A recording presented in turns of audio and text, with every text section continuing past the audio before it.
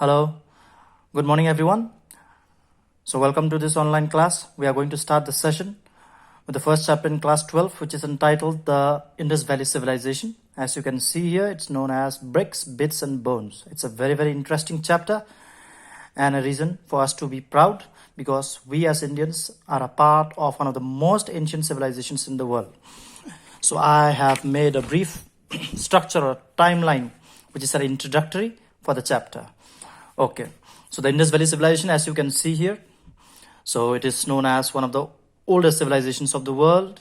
Also, it can be linked as a contemporary of the Mesopotamian civilization, which I don't know how many of you have studied in the like lower classes. Nonetheless, we'll move on. So the Indus Valley Civilization, discovered in the year 1921-22, and it had a huge extent.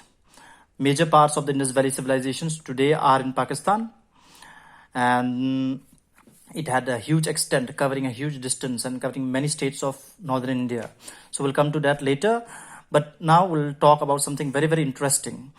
Harappa being the first site to be excavated. Thus, it is also known as the Harappan civilization. I'll come to that shortly. Now, the Indus Valley civilization can also be called as the Harappan civilization or the Bronze Age civilization. Now we'll have a short discussion on why is the Indus Valley civilization also known as the Harappan civilization or the Bronze Age civilization. Okay. Now it is known as the Indus Valley civilization because now if you consider some other most ancient civilizations in the world, whether it's Chinese, whether it's Mesopotamian, for example, all major civilizations flourished near the riverside. For example, China originated across the river Huanghe.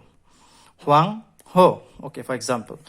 Mesopotamia originated around the river Euphrates and Tigris. In the same manner, because water is the most important source of human life, the Indus Valley civilization also flourished around the river Indus. Thus, it is also known as the Indus Valley civilization. Now the second thing, why it is called as the Harappan civilization?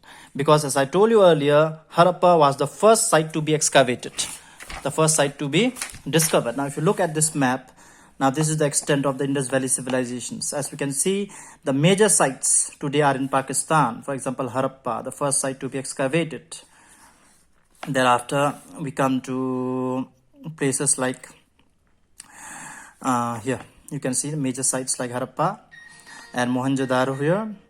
Then we have other sites in India like Dholavira, the renowned ones, Nageshwar, Lothal, or Banwali, or Kalibangan.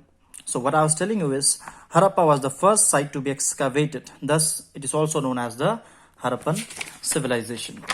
Okay, now why it's also known as the Bronze Age civilization? It is also known as the Bronze Age civilization because the people in this period are not acquainted with the use of iron. Okay, they were not acquainted with the use of iron. They were acquainted with metals like bronze, copper, lead, tin. Okay, no traces of iron has been found in this period. Thus, it is also known as the Bronze Age civilization. I hope it's clear.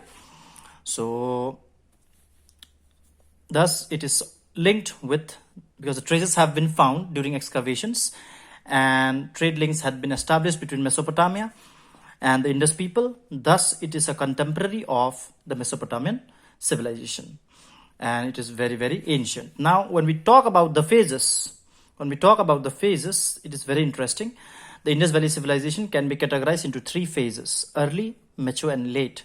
Early period between 3,300 to 2600 BCE, mature 2600 to 1900 BCE, and late 1900 to 1300 BCE. Now, till 1921, now this is the mystery of history. Now it's something very interesting. Till 1921, everybody perceived, or the scholars around the world, or the archaeologists, or the historians, they considered that the Indian civilization began from around 1500 BC when the Vedas were composed, and Indian history was linked to have started from the Vedic period. That is from the Vedic period. By then, no one had any traces of something called the Indus Valley. So the Indian civilization was dated quite late.